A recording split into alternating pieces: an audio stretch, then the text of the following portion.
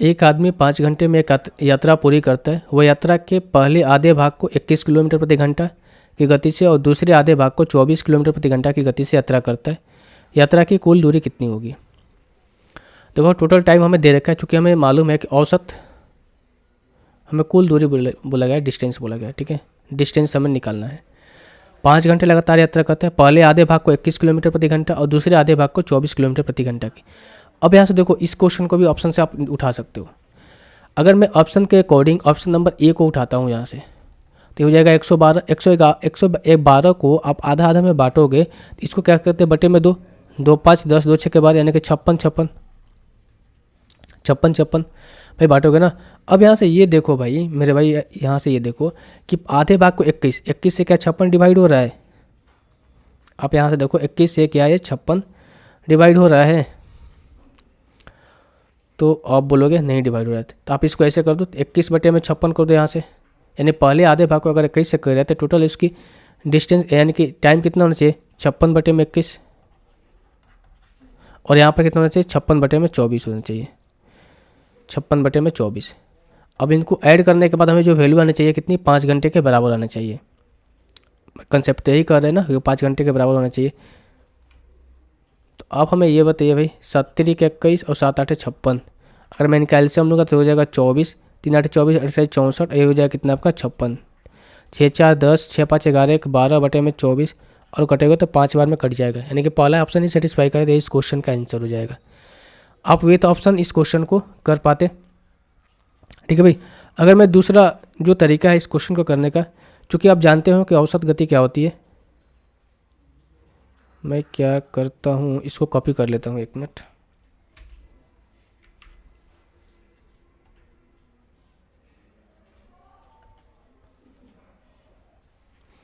अब मैं इस चीज़ को मिटा देता हूँ।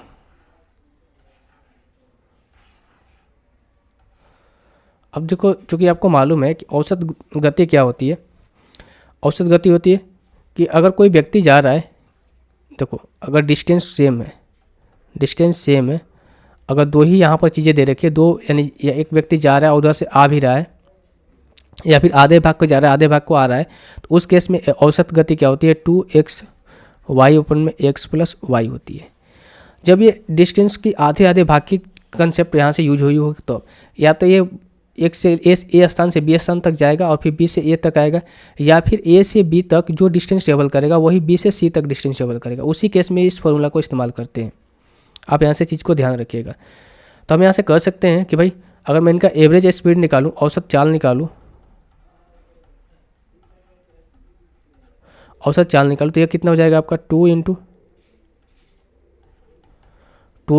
कितना हो जाएगा 21, और इंटू कितना हो जाएगा 24, बटे में x प्लस वाई कितना हो जाएगा 4 1 5 और 2 2 4, यानी कि 45। कितना हो जाएगा भाई आपका 45। अब यहाँ से कुल दूरी हम निकाल सकते हैं। कुल दूरी इक्वल्स टू क्या होता है, कुल दूरी इक्वल्स टू क्या हो जाता है,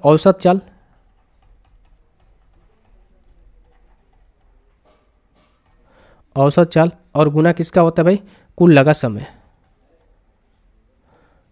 मैं इसको टाइम लिख देता हूँ, कुल लगा समय।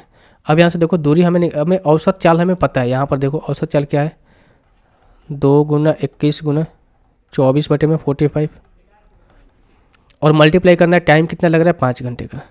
5 से कटोगे 9 बार में कटेगा ना, 3 से कटेगा 3 3 9 और 3 7 21, और 3 से कटेगा कितने बार में 8 बार में। देखो 8 7 56, 56 गुना 2 करेगा 112। तो यहाँ से भी इस क्वेश्चन को कर पाओगे, और जो ऑप्शन है आप ऑप्शन से उठाकर भी इस क्वेश्चन को कर पाओगे। ये आपके ऊपर है कि आप कौन सा जो कंसेप्ट है उसको इस्तेमाल करते हो।